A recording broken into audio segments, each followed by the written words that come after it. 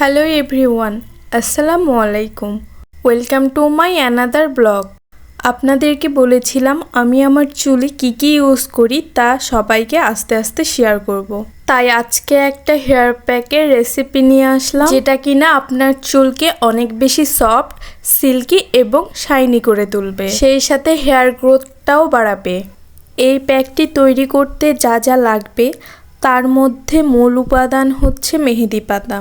আর এই মেহেদি পাতার গুণাগুণ কিন্তু অনেক, আমরা কম বেশি সবাই তা জানি। আমার জন্য হেয়ার প্যাক বানানোর প্রস্তুতি চলছিল, আর আমাদের এই পিচ্চি বেবিটা সেই কাজে সাহায্য করছিল। এই যে দেখেন, সে কি সুন্দর করে চেষ্টা চালিয়ে যাচ্ছে। তো তার বাটাবাটি শেষ হওয়ার পরে আমি, আম্মু, আন্টি আর আমাদের পিচ্চি সুমাইয়া মেহেদি পাতাগুলো বেছে নিচ্ছিলাম। এই দিকে এই বুড়িটার কাণ্ড কারখানা দেখেন, গুটগুট করে দৌড়ায় বেড়াচ্ছে আর মাটিতে ধপাস ধপাস করে পড়ছে। তো মেহেদি পাতাগুলো বেছে নেওয়ার পরে পরিষ্কার পানিতে মেহেদি পাতাগুলো ভালো মতো ধুয়ে নিচ্ছিল আন্টি। রাস্তার ধারে বা বাইরে গাছ হওয়ার কারণে মেহেদি পাতার গাছে অনেক ধুলাবালি বা ময়লা পড়ে, আর সেই কারণে ভালোভাবে বেছে পরিষ্কার পানিতে ধুয়ে বেটে নেওয়া ভালো। আর আন্টিও ঠিক সেটাই করছিল, সুন্দরভাবে পরিষ্কার পানি দিয়ে ধুয়ে বাটছিল। এইদিকে দুষ্টু বুড়িটার এত পরিমাণ পিপাসা লেগেছে, পাশেই পাতিল ছিল, সে পাতিল ধরে পানি খেতে লেগেছে। সে আমাদের সবাইকে একসাথে এভাবে দেখে খুব আনন্দ পাচ্ছিল, তাই তার দুষ্টুমির মাত্রা একটু একটু করে বাড়তেই ছিল। আমিও তার সাথে একটু দুষ্টুমি করে দিলাম, পাতিলটা নিয়ে তার মাথায় দিয়ে দিয়েছি।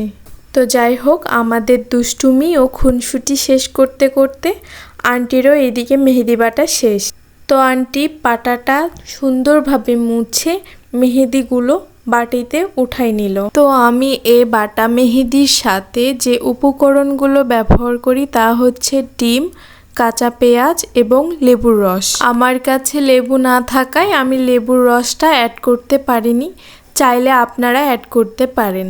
তো আন্টি পেঁয়াজটাও সুন্দর মতো ছেঁচে বেটে নিচ্ছে। পেঁয়াজটা দেওয়ার কারণ হচ্ছে যাদের অতিরিক্ত হেয়ার ফল হয় এবং হেয়ার গ্রো করে না তাদের জন্য। আমার যখন অতিরিক্ত হেয়ার ফল হয় তখন আমি পেঁয়াজটা অ্যাড করি। ঢাকার পানি যে এত বিচ্ছিরি, আগে জানলে হয়তো আমি ঢাকাতেই যেতাম না। রোজার আগে 10 দিন ঢাকায় থেকে আমার চুলের 12টা বাজায় নিয়ে আসছি। এত পরিমাণ হেয়ার ফল আমার জীবনে কোনোদিন হয়নি। প্রতিদিন চিরুনি করি আর আমার কান্না চলে আসে, দলা দলা চুল খুলে চলে আসছিল। আল্লাহর রহমতে মাত্র 2 বার এই প্যাকটি ব্যবহার করার পরে আমার 90% চুল পড়া কমে গেছে। বিশ্বাস হচ্ছে না? হ্যাঁ, এটাই সত্যি। চাইলে আপনারাও আপনাদের চুল পড়া কমাই ফেলতে পারেন এই প্যাকটি ব্যবহার করার ফলে। আপনারা শুনলে হয়তো অবাক হবেন, আমি আমার হেয়ার কেয়ার করার মতো সময়ই পাই না। যখন গ্রামের বাসায় যাই তখনই শুধু হেয়ার প্যাক ব্যবহার করা পড়ে, আর প্রতিবারই আমাদের পিচ্চি সুমাইয়া আমাকে মেহেদি পাতাগুলো এনে দেয়। যখন চুলগুলো একদম ড্যামেজ হয়ে যায় এবং রুক্ষ হয়ে যায়, শুধু তখনই আমি হেয়ার প্যাক ব্যবহার করি, এছাড়া পড়ে না বললেই চলে। শুধু এই প্যাকটাই যে আমি চুলে ব্যবহার করি তা না, আরও বিভিন্ন রকম প্যাক আমি ব্যবহার করি। অন্য কোনো দিন অন্য কোনো ভিডিওতে সে প্যাকগুলো আপনাদের সাথে শেয়ার করব। তবে আমি যে প্যাকগুলো চুলে ব্যবহার করি সেগুলো একান্তই নিজের বানানো।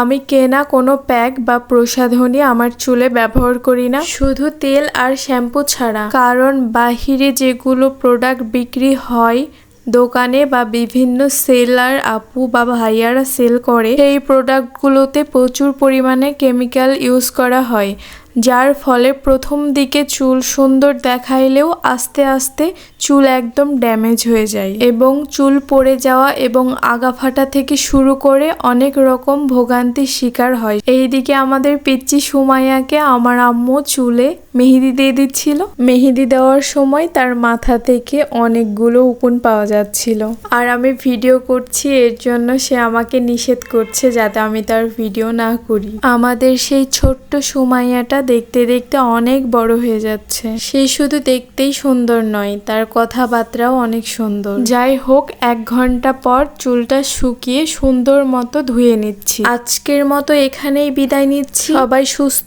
এবং ভালো থাকবেন আর আমার পেজটিকে লাইক এবং ফলো দিতে ভুলবেন না। আসসালামু আলাইকুম।